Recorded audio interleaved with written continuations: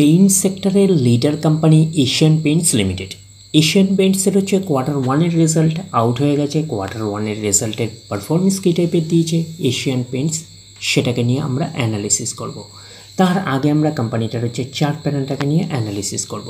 দেখব যে শেয়ার হোল্ডারদের কতটা রিটার্ন জেনারেট করেছে বা ওয়েলথ ক্রিয়েট করে দিয়েছে, সেটাকে নিয়ে আগে আমরা ফার্স্ট অ্যানালিসিস করব। আফটার দ্যাট হচ্ছে আমরা কোম্পানিটার হচ্ছে Q1 রেজাল্টের পারফরমেন্স কী টাইপের দিয়েছে সেটাকে নিয়ে অ্যানালিসিস করব। তো কোম্পানিটা হচ্ছে পেইন্ট সেক্টরের লিডার কোম্পানি এবং নিফটি 50-র কিন্তু একটা স্টক, এইটুখানি মাথায় রাখবেন। তো কোম্পানিটা এখন ট্রেড করছে 2968 টাকা এখন ট্রেড করছে। তো আমরা যদি কোম্পানিটার মার্কেট ক্যাপিটালাইজ চাই, তাহলে কোম্পানিটার মার্কেট ক্যাপিটালাইজ কত রয়েছে? 2,85,000 কোটি টাকার মার্কেট ক্যাপিটালাইজ। অর্থাৎ এই কোম্পানিটাকে আমরা ব্লু চিপ লার্জ ক্যাপ টাইপের কোম্পানি হিসাবে কনসিডার করতেই পারি। তো কোম্পানিটার আমরা যদি পিই রেশিও দেখি কত আছে, 52.13 হচ্ছে পিই রেশিও। তো কোম্পানিটার আমরা যদি 52 উইক হাই দেখি তাহলে কত আছে? 3,568 টাকা হচ্ছে 52 উইক হাই। এবং কোম্পানিটার আমরা যদি 52 উইক লো দেখি 2,670 টাকা 10 পয়সা হচ্ছে 52 উইক লো। তো কোম্পানিটার আমরা যদি একদিনের পারফরমেন্সে যাই, 0.5% মতন পজিটিভ রিটার্ন জেনারেট করেছে একদিনে। 5 দিনের পারফরমেন্স করেছে 2% মতন পজিটিভ রিটার্ন জেনারেট করেছে 5 দিনে। 1 মাসের পারফরমেন্স দিয়েছে 2% মতন পজিটিভ রিটার্ন জেনারেট করেছে 1 মাসে।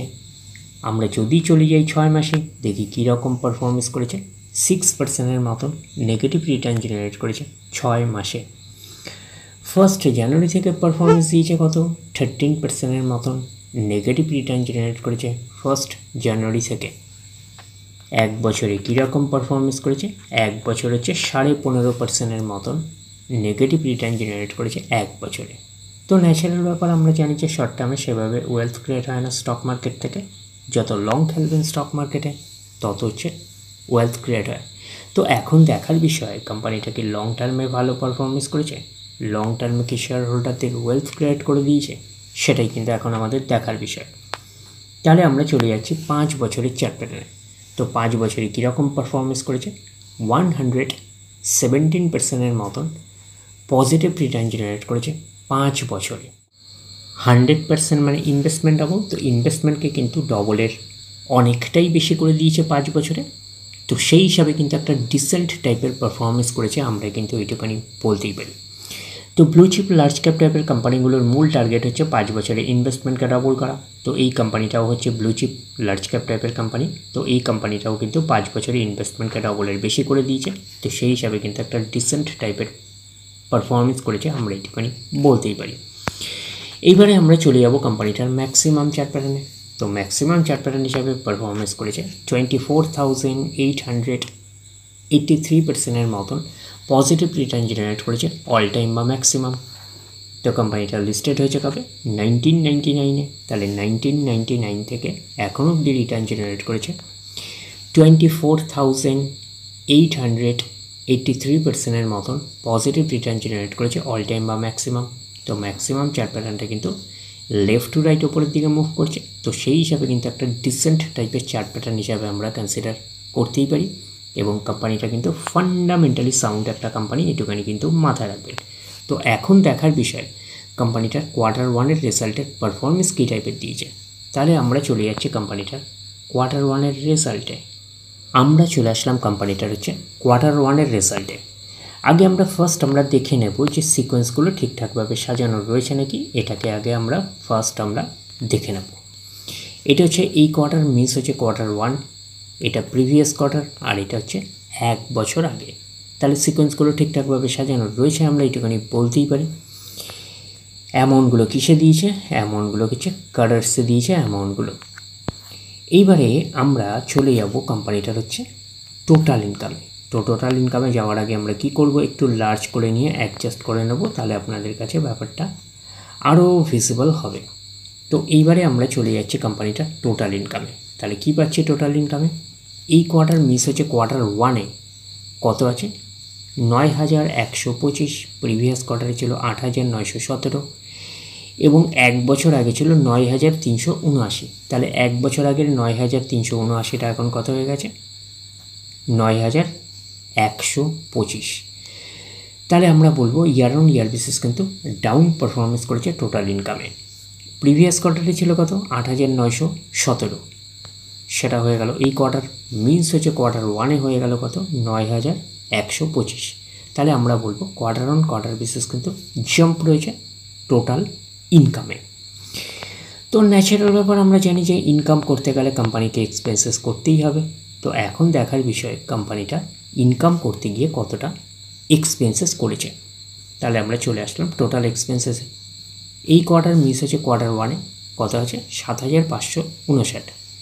প্রিভিয়াস কোয়ার্টারে ছিল 7,319 এবং 1 বছর আগে ছিল কত? 7,305। তাহলে 1 বছর আগের 7,305টা এখন কত হয়ে গেছে? 7,559। তাহলে আমরা বলবো ইয়ার অন ইয়ার বেসিস কিন্তু জাম্প রয়েছে, আমরা এইটুকুনি বলতে পারি টোটাল এক্সপেন্সেসে। প্রিভিয়াস কোয়ার্টারে ছিল কত? 7,319, সেটা হয়ে গেল এই কোয়ার্টার। মিস হচ্ছে কোয়ার্টার 1-এ হয়ে গেল কত? 7,559। তাহলে আমরা বলবো কোয়ার্টার অন কোয়ার্টার বেসিসও কিন্তু জাম্প রয়েছে টোটাল এক্সপেন্সেসে। এইবারে আমরা বের করব কি? এইবারে আমরা বের করব হচ্ছে অপারেটিং প্রফিট। কী করে বের করব অপারেটিং প্রফিট?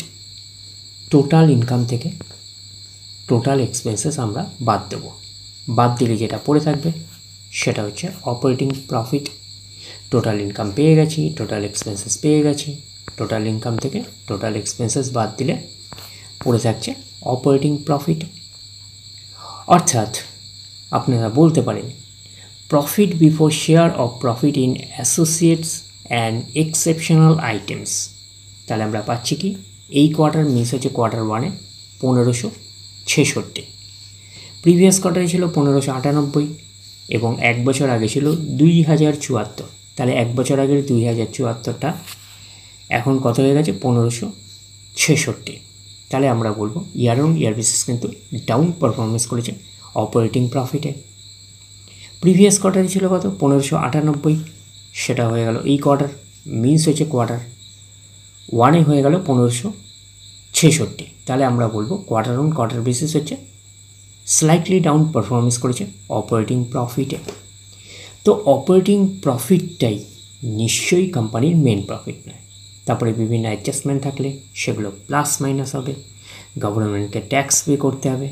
গভর্নমেন্টকে ট্যাক্স পে করার পরে কোম্পানির কাছে যেটা পড়ে থাকবে সেটা কোম্পানির ফাইনাল প্রফিট বা নেট প্রফিট হিসাবে আমরা কনসিডার করতেই পারি। তাহলে পাচ্ছি কি? Profit for the period. এটাকেই আমরা ফাইনাল প্রফিট বলতে পারি, এটাকেই আমরা নেট প্রফিট বলতে পারি। তাহলে আমরা পাচ্ছি এই কোয়ার্টার মিস হচ্ছে কোয়ার্টার 1-এ কত আছে? 1,186। প্রিভিয়াস কোয়ার্টারে ছিল 1,275 এবং 1 বছর আগে ছিল 1,574। তাহলে 1 বছর আগের 1,574টা এখন কত হয়ে গেছে? 1,186। তাহলে আমরা বলবো ইয়ার অন ইয়ার বেসিস কিন্তু ডাউন পারফরমেন্স করেছে নেট প্রফিটে। প্রিভিয়াস কোয়ার্টারে ছিল কত? 1,275, সেটা হয়ে গেল এই কোয়ার্টার মিস হচ্ছে কোয়ার্টার 1-এ হয়ে গেল কত? 1,186। তাহলে আমরা বলবো কোয়ার্টার অন কোয়ার্টার বেসিস কিন্তু ডাউন পারফরমেন্স করেছে, আমরা এইটুকুনি বলতে পারি নেট প্রফিটে। এইবারে আমরা চলে যাব কোম্পানিটার ইপিএসে অর্থাৎ আর্নিং পার শেয়ার। তাহলে আমরা চলে আসলাম কোম্পানিটার ইপিএসে অর্থাৎ আর্নিং পার শেয়ারে। কী পাচ্ছি?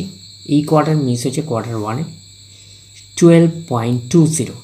প্রিভিয়াস কোয়ার্টারে ছিল কত? 13.11 এবং 1 বছর আগে ছিল 16.17। তাহলে 1 বছর আগের 16.17টা এখন কত হয়ে গেছে? 12.20। তাহলে আমরা বলবো ইয়ার অন ইয়ার বেসিস কিন্তু ডাউন পারফরমেন্স করেছে ইপিএসে অর্থাৎ আর্নিং পার শেয়ারে। প্রিভিয়াস কোয়ার্টারে ছিল কত? 13.11, সেটা হয়ে গেল এই কোয়ার্টার। মিনস হচ্ছে কোয়ার্টার 1-এ হয়ে গেল 12.20। তাহলে আমরা বলবো কোয়ার্টার অন কোয়ার্টার বেসিসও কিন্তু ডাউন পারফরমেন্স করেছে ইপিএসে অর্থাৎ আর্নিং পার শেয়ারে। তো ন্যাচারাল ব্যাপার, আমরা জানি যে নেট প্রফিটের রিফ্লেকশানটা ইপিএসে পাই। তো নেট প্রফিটের রিফ্লেকশানটা আমরা ইপিএসে পেয়েছি। তো তো ওভারঅল কনক্লুশন হিসাবে আমরা এইটুখানি কী বলতে পারি যে কোম্পানির নেট প্রফিট, তো নেট প্রফিটে আমরা কী পেলাম, ইয়ার অন ইয়ার বেসিস এবং কোয়ার্টার অন কোয়ার্টার বেসিস দুটোতেই কিন্তু ডাউন পারফরমেন্স করেছে, আমরা এইটুখানি বলতেই পারি। তাহলে ওভারঅল কনক্লুশন আমরা আসতে পারি এশিয়ান পেইন্টসের কোয়ার্টার ওয়ানের রেজাল্ট সেই অর্থে খুব একটা ভালো পারফরমেন্স করেনি, আমরা এইটুখানি বলতে পারি একটা পুয়ার টাইপের পারফরমেন্স করেছে, আমরা কিন্তু এইটুখানি বলতেই পারি। তাহলে ওভারঅল ভিউটা আপনাদের কাছে ক্লিয়ার। তাহলে এই অবধি, নেক্সট ভিডিওতে আবার আপনাদের সাথে আমার দেখা হচ্ছে। ধন্যবাদ।